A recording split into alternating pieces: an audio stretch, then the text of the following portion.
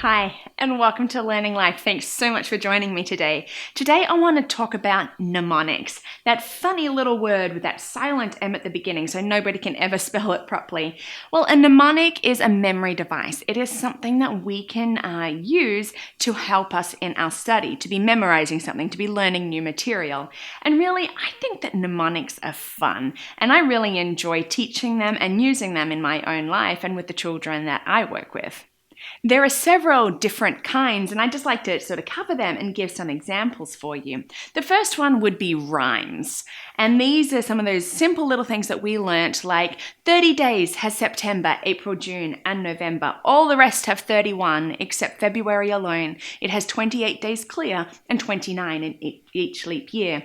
I remember learning that when I was little. These little rhymes are the things that, maybe our spelling rules or, our grammar rules that we've been learning, or like the months or the days or whatever it is. Rhymes, they're a great little mnemonic tool. Another is an acrostic. Now, an acrostic is where we take the first letter of each word to create something like PEMDAS, or Please Excuse My Dear Aunt Sally, which stands for the order of operations in maths, parentheses, exponents, multiplication and division, addition and subtraction.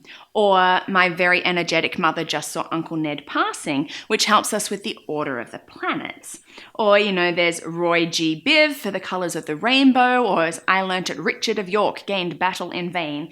These are great acrostics, just taking that first letter of the word to correspond to help us with what we need to know. Probably one of my favorite ones is music, because I love music. And this is where you're really just taking the material that you know and you're putting it to really usually an already established song. A great example would be the alphabet song, which is to the tune of Twinkle Twinkle Little Star, which for some reason I only worked out not that long ago that was the tune. I've been singing that song for years. Or, you can learn the prepositions to the tune of Yankee Doodle. The beginning of it sort of goes something like this. A border, about, above, across, against, along, around, amid, among, after, at, except for, during, down. And, and it keeps going. Music is a great mnemonic tool because you've got this rhythm, you've got the tune to it, and it's a fun way of doing it. I did all the curses to King Lear for my senior year of high school to the tune of New York, New York, except I won't sing it for you because it has a few little words that might not go across, especially if you've got some children listening. But music, it is so much fun as a great mnemonic device.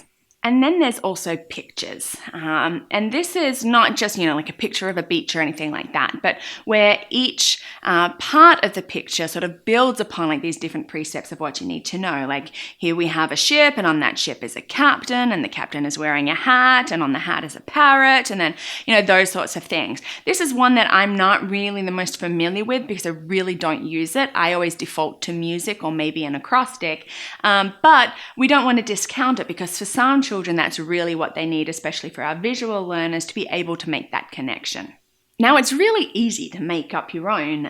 For an example, I was working with one student and he had a test coming up, and they'd been studying maps of the different regions, and this was on the Middle East, and he had to know the rivers, the mountains, the countries, the seas, all those sorts of things. And now we'd broken up the map into different columns to help us.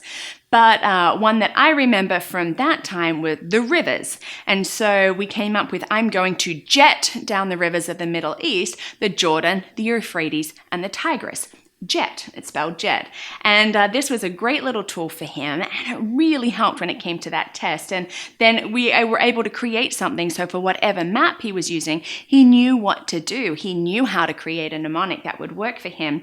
That one really worked best with acrostics, but we could have done music, we could have done rhymes. But it's really easy, it's really fun, so I would encourage you as a family, as you're working with your children and maybe they have a test, to create some of your own mnemonics and share the ones that you learnt when you were little. Times change. We teach some, but now we don't, or we've got these new ones. But mnemonics, we're never going to lose them. We're always going to need something to help us to be learning and to remember. So I would encourage you, just have some fun with mnemonics. And now my question for you today is, and I would love to hear, what were some of the mnemonic devices that you learnt when you were younger? I love crafts, not just because they're fun, but they do also have a learning aspect. And today I want to talk about something that often gets discounted, and I really don't know why. It's like needlepoint, cross stitch, sometimes there's also long stitch, some of these different ones. Now, you know what, don't discount it and just say it's only for girls, but I've got boys. You know what, some of the best examples of quilting and knitting and needlework that I've seen have been done by men. Now, I love things like this because it really is teaching us a number of different things. We've got our fine motor skills, as well as like being able to count, just that patience of being able to follow a pattern. There are so many different things. But above all, you also get to create something, which is fun. There are many great kits out there, easier to the more complex. They're fairly inexpensive. And maybe once you've mastered doing some of these kits, you could even be creating your own. So let's not discount some of these things, but maybe have some fun as a family and work on a project like this together. Thank you so much for watching today. Don't forget to like us, leave a comment. I'll leave your feedback on an answer to the question that we had for today. Share the videos with your friends, and thank you for watching.